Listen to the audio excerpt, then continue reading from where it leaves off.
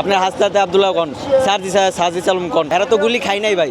যারা খাইছে, যারা অঙ্গ হারাইছে, তারা সেন ভাই বুঝতেছে ভাই। আজকে আমাদের রক্তের বিনিময়ে ভাই তারা আজকে চেয়ারে বসছে। ওইখান থেকে আপনার মেডিকেলে রানিং এখনো চিকিৎসাধীন। আমি চাচ্ছি কোনো যেন বাংলাদেশে ফ্যাসিবাদী না থাকে, আর আমাদের জুলাই সনদ অতি তাড়াতাড়ি দেওয়া হোক। আর আমি আহত হয়েছি উত্তরায় আগস্টের 4 তারিখে, পায়ে আঘাত পাইছি, সিটাগুলি লাগছে, প্লাস মাথায় আঘাত পাইছি, আমার কান এক পাশে একটা ড্যামেজ হয়ে গেছে। আমি মোহাম্মদ ইমরান হোসেন।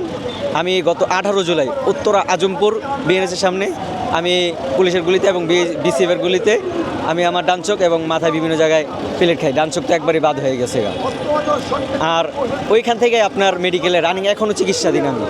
আমাদের স্বাস্থ্য অবস্থা দেখতে দেখা যায় করলাম ভালো, আমরা সুস্থ এরকম দেখা যায়, কিন্তু আমাদের যে কীরকম সেটা আমরা জানি। আমার এক চোখ নাই, এটা কেউ বিশ্বাস করবে না। আমার যে মাথা থেকে প্লেট বের করছে সেটাও কেউ বিশ্বাস করবে না। আমরা যে 9 মাস ধরে মেডিকেলে যারা ভর্তি আছে বর্তমানে অবস্থায়, তাদের যে কী অবস্থা একমাত্র তারাই জানে।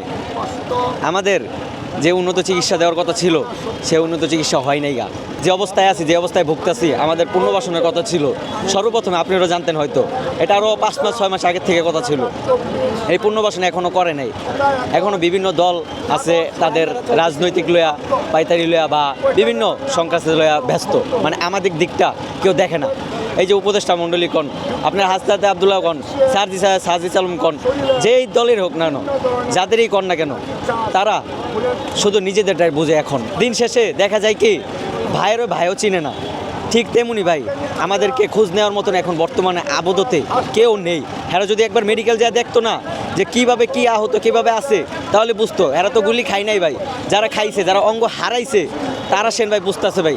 আর যারা শহীদ হয়েছে, শহীদ পরিবারে শহীদ হয়েছে, আল্লাহর রহমতে তারা তো বাচ্চা গেছে গা, কিন্তু যাকে অঙ্গ হারাইছে ভাই, তাদের কি অবস্থাটা একবার ভাবছেন?